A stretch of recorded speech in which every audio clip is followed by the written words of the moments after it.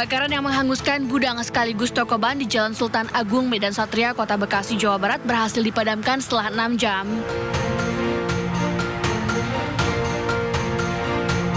Puluhan warga yang tinggal di dekat lokasi kebakaran memilih untuk mengungsi di masjid terdekat. Menurut petugas, api dapat dipadamkan setelah 12 unit mobil pemadam kebakaran dikerahkan ke lokasi. Lamanya proses pemadaman karena terkendala akses masuk yang sulit dilalui dan material yang mudah terbakar. Pertama yang menjadi kendala kami adalah untuk akses masuk, karena memang kanan kirinya ada ventilasi kecil untuk masukkan nozzle atau air ke dalam bangunan. Sih, karena kan itu belakangnya kan pas banget tembok kan itu tower tinggi itu kan towernya juga udah panas banget, udah bunyi keker gitu, takutnya kan lumpuh dibanding rumah warga. Udah gitu tembok yang ban itu kan ya itu udah pada rubuh, ada yang kesosro rubuhnya. Nah itu yang pas belakang rumah kita kan pada ini pas banget itu yang kebakaran itu pas temboknya.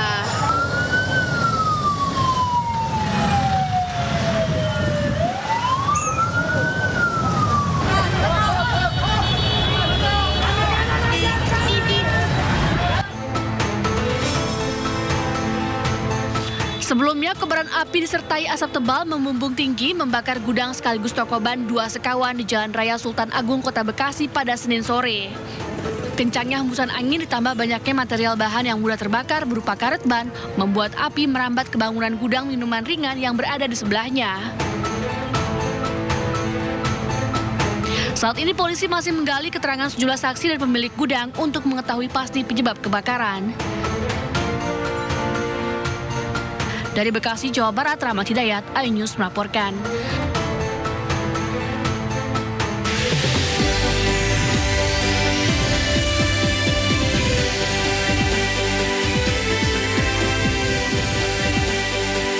Para penggugat dalam kasus dugaan ijazah palsu Presiden ke-7 Joko Widodo kembali memberikan keterangan pers menyikapi sejumlah perkembangan kasus tersebut.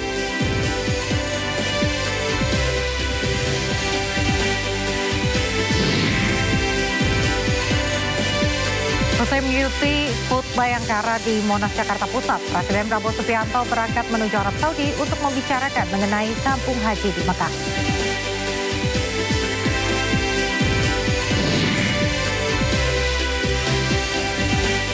Mahkamah Konstitusi Thailand men-skors Perdana Menteri Petotang Shinawatra dari jabatannya pada hari Selasa 1 Juli 2025.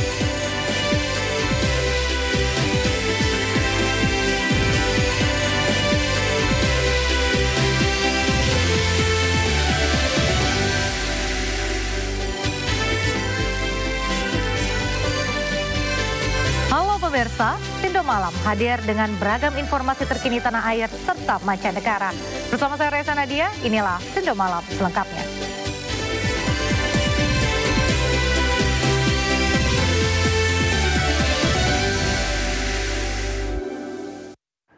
Pemirsa, puluhan orang di Sukabumi, Jawa Barat melakukan pembubaran dan perusakan sebuah rumah yang sedang menggelar retret.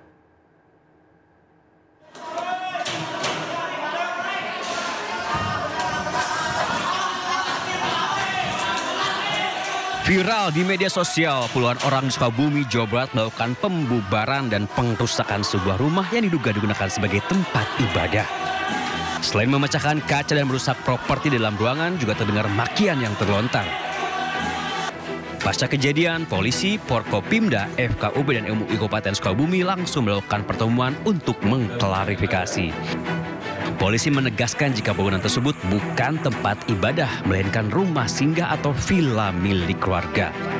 Sementara kegiatan di rumah singgah tersebut dilakukan oleh warga di luar kota berupa retret atau pembinaan yang pesertanya anak-anak serta beberapa orang dewasa. Hal inilah yang memunculkan kesalahpahaman.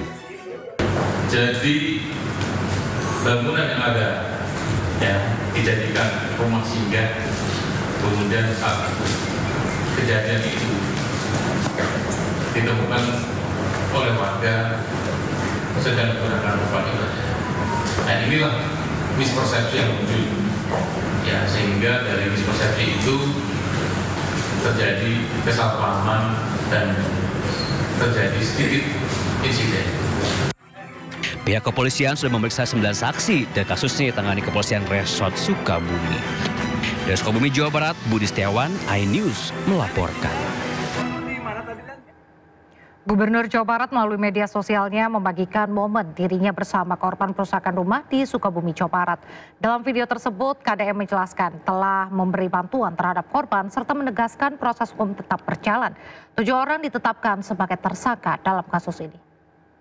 Ini Ibu korban dari perusakan rumah ya, bukan gereja, bukan rumah ibadah, tapi perusakan rumah. Rumah milik siapa Bu? Ibu Minina.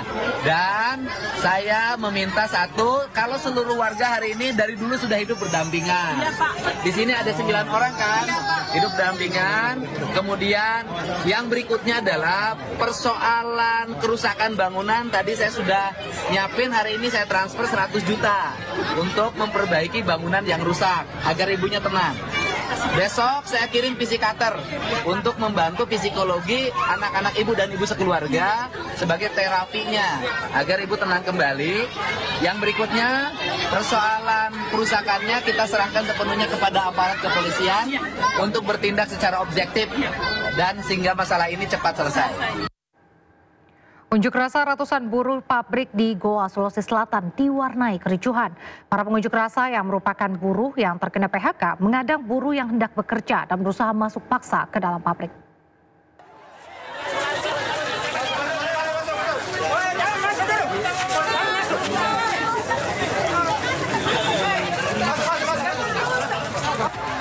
Anggota Aliansi Buruh dan Buruh salah satu pabrik yang di PHK ini berupaya mencegah sejumlah buruh yang hendak bekerja di pabrik Jalan Poros Bontomaranu, Goa, Sulawesi Selatan. Mereka mendesak para buruh pabrik untuk turut ikut dalam aksi memprotes manajemen pabrik. Kemana lagi kami memohon kalau bukan sama Bapak? Bapak adalah pelindung kami. Tidak hanya itu, para buruh ini juga berupaya mendobrak tembok pabrik untuk masuk. Karena tidak diizinkan masuk, buruh lalu membakar ban bekas di depan pintu gerbang. Dalam aksi ini, Aliansi Buruh menolak PHK dan outsourcing yang dianggap tidak berpihak pada buruh. Tersebut bisa angkat kaki di Kabupaten Goa, khususnya di Kecamatan Bontomarandu, karena melakukan dugaan pelanggaran ketenaga kerjaan terhadap buruh. Itu yang pertama. Yang kedua, kami meminta pekerja yang di PHK atau diputus kontrak tanpa ada alasan yang jelas untuk dipekerjakan kembali oleh PT Wings, baik melalui vendor yang lain maupun melalui vendor yang ada di PT Wings. Kericuan mereda setelah manajemen pabrik bersedia berunding dengan para buruh. Dari Goa, Sulawesi Selatan, Bukma, iNews melaporkan. Pemirsa, seorang pengemudi yang tengah melaju di jalan tol mengalami peristiwa tak terduga. Pengemudi tersebut melihat seorang balita tiba-tiba terjatuh dari bus di depannya. Insiden terjadi ketika pengemudi mobil sedang melintas tol Jorjoglo Ciledug, Veteran Bintaro. Setelah terjatuh dari bus, balita laki-laki tergeletak tak berdaya di jalur kanan. Beruntung pengemudi dapat menghentikan mobilnya sehingga tak menabrak balita malang tersebut.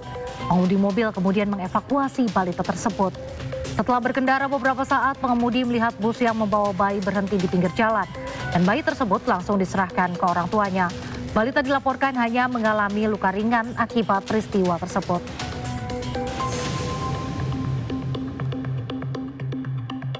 Waktu saya kebetulan lewat itu Bang, itu anak kecil jatuh itu Bang, tahu dari jendela kayaknya itu Bang. Tapi kondisinya pas ditolongin sama mobil pribadi kayaknya masih gerak sih Bang, paling luka-luka ringan lah, semacam lecet apa gimana gitu. Tapi masih sadar ya? Masih sadar Bang.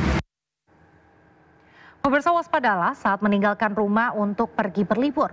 Rumah mewah di Kebonjeruk, Jakarta Barat disatroni kawanan perampok. Memanfaatkan kekosongan rumah, para pelaku menggasak perhiasan dan uang tunai senilai 800 juta rupiah.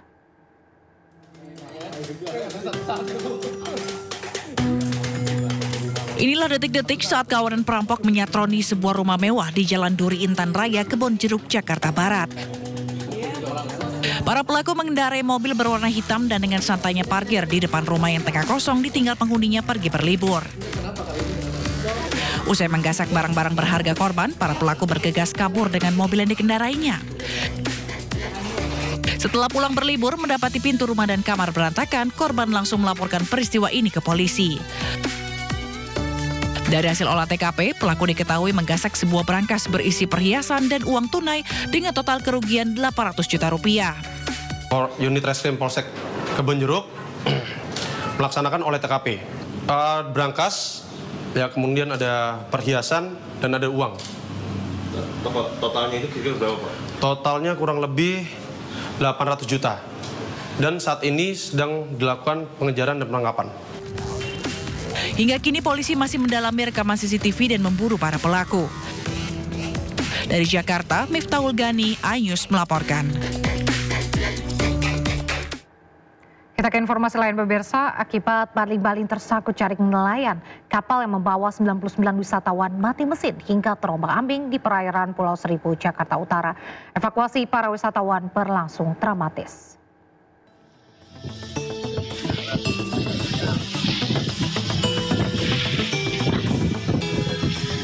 Petugas penanggulangan kebakaran dan penyelamatan Jakarta Utara mengevakuasi 99 wisatawan yang panik akibat terombang-ambing di tengah laut perairan Kepulauan Seribu, Jakarta Utara.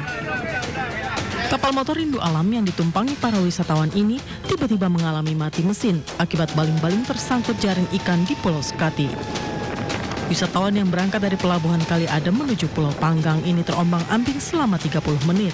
Sebelum akhirnya dievakuasi petugas Gulkarmat Jakarta Utara menuju Pulau Panggang dan Pulau Pramuka. Dari penumpang KM Rindu Alam dari Kali Adem menuju ke Pulau Panggang. Dan kronologinya kapal KM Rindu Alam mengalami trouble di belakang busuk Sekati. Tidak ada korban akibat peristiwa ini dan semua wisatawan berhasil dievakuasi petugas. Dari Jakarta, Sofyan Firdaus, iNews melaporkan. Informasi berikutnya pemirsa, Kejaksaan Agung menggeledah rumah Direktur Utama PT Sritex Iwan Kurniawan Lukminto.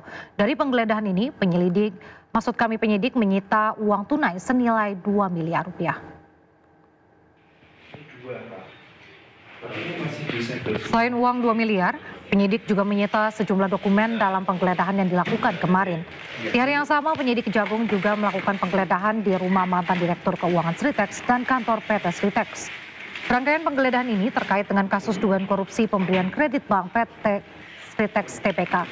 Kejagung juga telah menetapkan 3 tersangka dalam kasus ini, diantaranya mantan Dirut Sritex Iwan Setiawan Lukminto,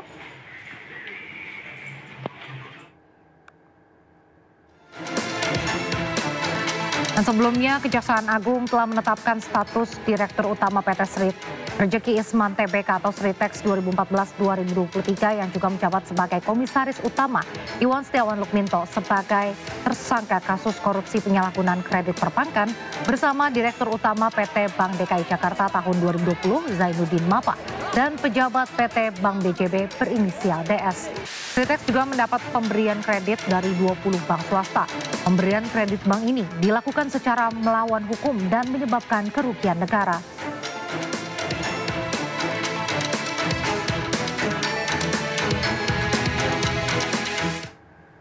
Mahkamah Agung menolak kasasi yang diajukan pengusaha Harvey Muiz dalam kasus korupsi pengelolaan timah 300 triliun rupiah. Harvey tetap divonis 20 tahun penjara. Vonis tersebut diputus Hakim Agung Dwi Arso Budi Santiarto bersama anggotanya Arizon Megajaya dan Ahmad Setio Pujo Harsoyo Rabu 25 Juni lalu. Perkara saat ini sedang dalam proses pengarsipan berkas perkara dan Harvey tetap divonis 20 tahun penjara. Dalam perkara ini Harvey Muiz dinyatakan bersalah melakukan korupsi secara bersama-sama terkait pengelolaan tata niaga komoditas timah di wilayah izin usaha pertambangan PT Timah TBK pada tahun 2015-2022 yang menyebabkan kerugian negara sebesar 300 triliun rupiah. Sementara itu, Mahkamah Agung juga menolak kasasi yang diajukan Helena Lim. Dengan demikian, Helena Lim tetap harus menjalani hukuman 10 tahun penjara dan denda 1 miliar rupiah, subsidiar 6 bulan penjara, dan membayar uang pengganti 900 juta rupiah, subsidiar 5 tahun penjara.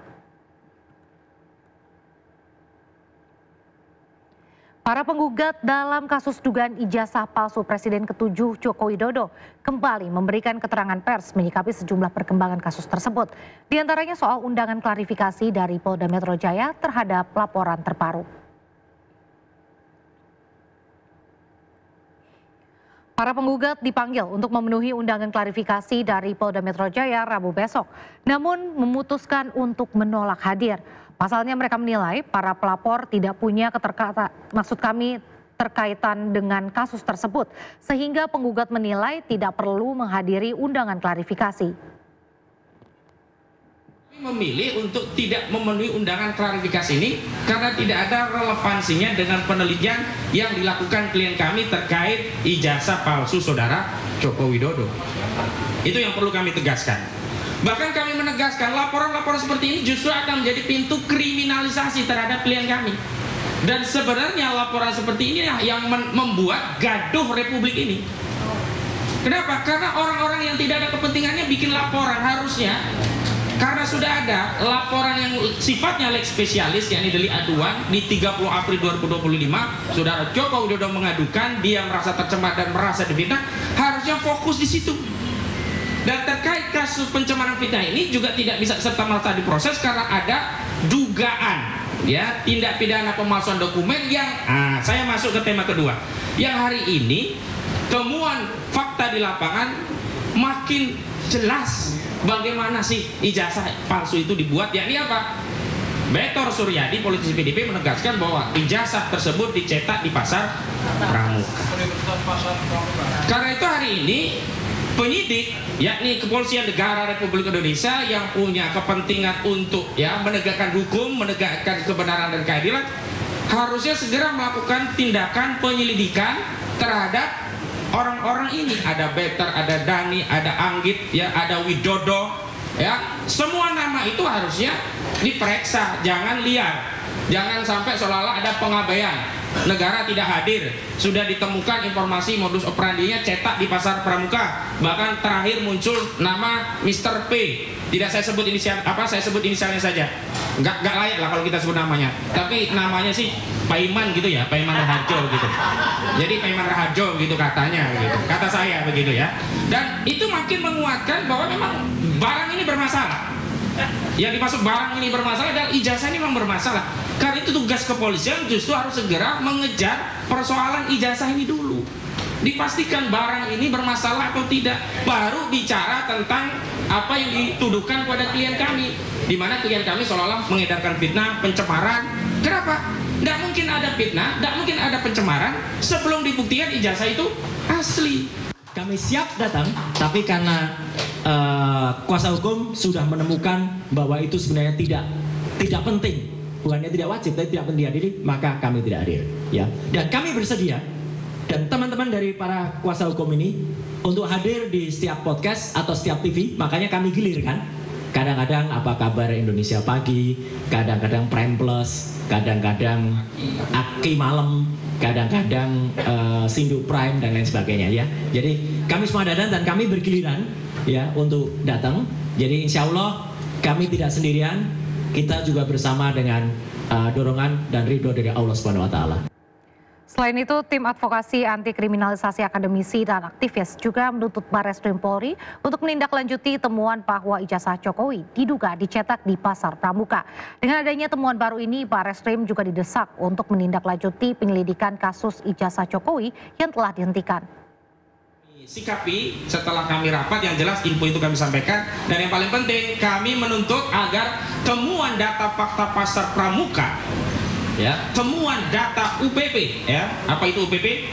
Universitas Pasar Pramuka, harus ditindaklanjuti oleh Barreskrim Mabes Polri. Sebab kalau Barreskrim Mabes Polri tidak menindaklanjuti temuan data fakta pasar Pramuka yang menyebutkan modus operandi dari pemalsuan ijazah saudara Joko Widodo tadi diduga dicetak di pasar Pramuka, tepatnya pasar pojok Pramuka begitu, yang hari ini sudah terbakar, maka ini sama saja negara mengabaikan kejahatan. negara justru terlibat dalam obstruction of justice. Kenapa obstruction of justice? Karena membiarkan kejahatan itu terjadi, tidak menggunakan kewenangannya untuk meneliti, melakukan penelaahan melalui proses penyelidikan dengan mengambil keterangan pihak-pihak yang selama ini suaranya, keterangannya sudah viral di berbagai media massa. Dan terakhir terkait penghentian penyelidikan kasus dugaan ijazah palsu Saudara Joko Widodo di Bareskrim Mabes Polri, kami tegaskan ini adalah tindakan yang abuse of power atau menyalahgunakan kewenangan. Kenapa? Karena kami tegaskan penyalahgunaan kewenangan atau abuse of power itu bisa terjadi dalam 3 keadaan. Pertama, menggunakan kewenangan bukan untuk peruntukannya. Kedua, menggunakan kewenangan melampaui peruntukannya. Dan ketiga, menggunakan kewenangan mengambil tindakan tanpa dasar kewenangan. Dan yang terjadi penghentian penyelidikan oleh Bareskrim Mabes Polri adalah menghentikan penyelidikan tanpa dasar kewenangan. Karena apa? Di KUHP, kewenangan penyidik itu hanyalah untuk menghentikan penyidikan dengan produknya SP3 tidak. Pemirsa, penangkapan Kepala Dinas Pekerjaan Umum dan Penataan Ruang Sumatera Utara, Topan Ginting beserta 4 rekannya disambut positif warga Medan.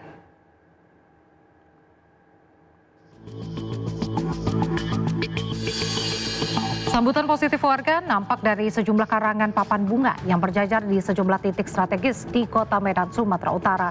Papan karangan bunga yang berisi ucapan terima kasih dan dukungan kepada KPK itu diantaranya dipasang di depan Taman Cadika Jalan Karya Wisata, kemudian di sekitar lapangan Merdeka Jalan Pulau Pinang, serta di kawasan Ring Road City Walk Jalan Surbakti. Meski pengirim tidak menyebutkan identitasnya, namun di papan karangan bunga tersebut ada yang bertuliskan dari warga yang terzolimi, korban galian drainase, hingga korban jalan rusak dan pendukung KPK.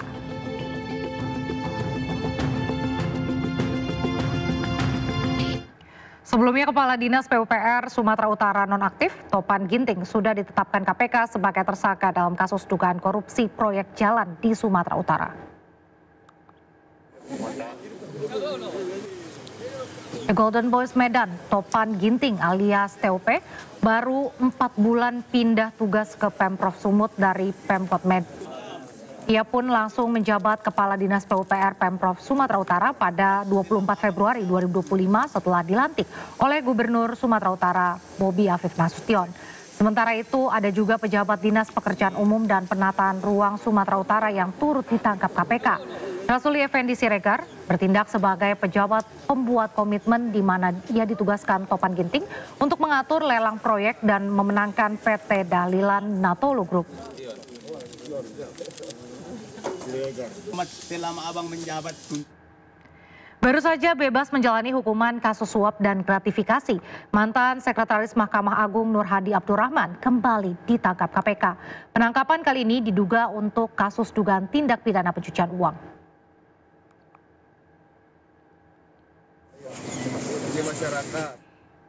Untuk kedua kalinya, mantan Sekretaris Mahkamah Agung Nur Hadi Abdurrahman ditangkap KPK atas dugaan tindakan pidana pencucian uang.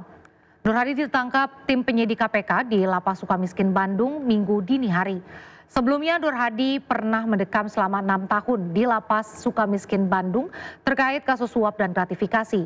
Baru saja bebas, ia kembali harus mendekam di lapas yang sama.